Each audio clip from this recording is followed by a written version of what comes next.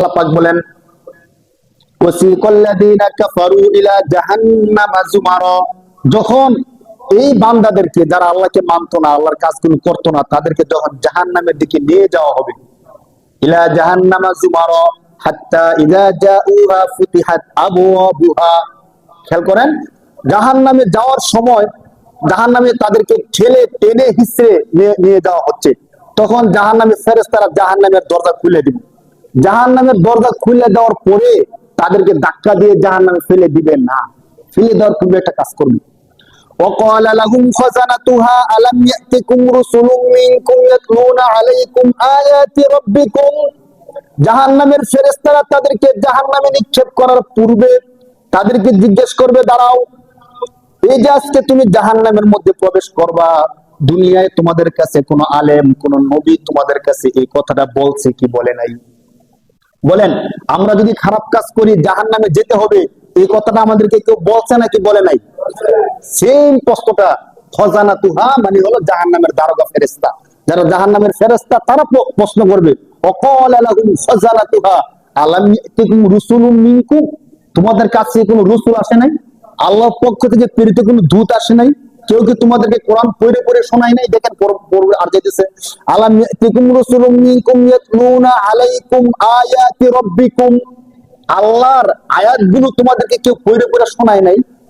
আমি আপনাদেরকে আয়াতগুলো পড়ে পড়ে শোনাইছি নাকি শোনাই নাই?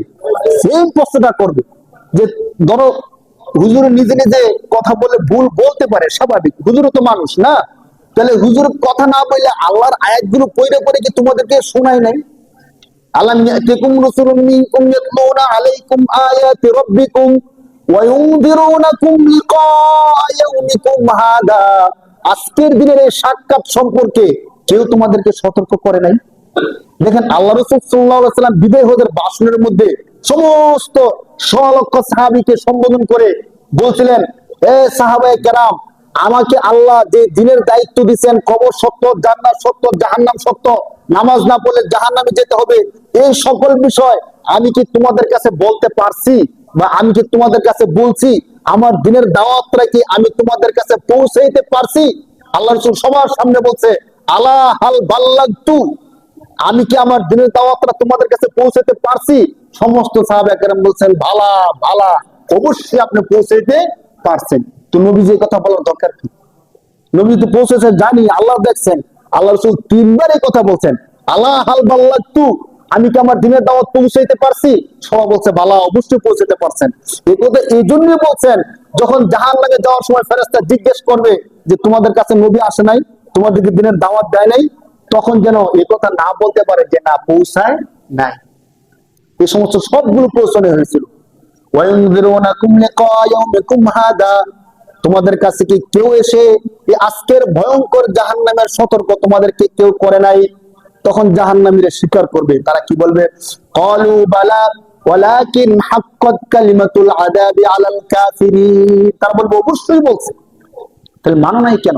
কোরআন শরীফের 29 নম্বর পারার সূরা মুলুকের মধ্যে এই বিষয়টা আরো স্পষ্ট করছে। কিভাবে দেখেন, আল্লাহ তাআলা বলতেছেন, কুল্লামা উলকিয়া ফিহা ফাওজুন সালাহুম খাজানাতুহা আলাম ইয়াতিকুম নাদির। আল্লাহ বলেন, যখনই তাদের কাউকে জাহান্নামের মধ্যে নিক্ষেপ করা হবে, নিক্ষেপ করার পূর্বে ফেরেশতা তাদেরকে জিজ্ঞেস করবে, আলাম ইয়াতিকুম নাদির, তোমাদের কাছে কি কোনো সতর্কবাণী, সতর্ক কর্তা কেউ আসে নাই? এর আগের আয়াতে বলছিল কোন রাসূল আসে নাই, আর এই আয়াতের মধ্যে কি বলবে যে সতর্কবাণী বা সতর্কতাকারী এমন কেউ কি আসে নাই? তখন তারা কি বলবে? ক্বালু বালা, অবশ্যই আসছিল, কদ জাআনা নাদির, অবশ্যই আমাদের কাছে সতর্কবাণী বা সতর্কতাকারী আসছিল, তাহলে আসলে মানো নাই কেন? তারা নিজেরাই বলবে, ফাকাযাবনা ওয়া কুলনা মা নাযালাল্লাহু মিন শাই। এতটুকু কথাই আমাদের হেদায়েতের জন্য, শিক্ষা নেওয়ার জন্য যথেষ্ট। শুধু একটু শুনেন, এটা বললে আজকে আমাদের আলোচনা শেষ।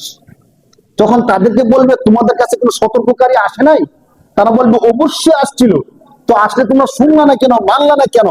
তো মানি নাই, কারণ কি জানেন? ফাকাযাবনা, যারা আমাদেরকে সতর্ক করছিল, আমাদেরকে বুঝাইছিল, আমাদেরকে হেদায়েত করছিল, আমরা তাদেরকে মিথ্যাবাদী মনে করছিলাম।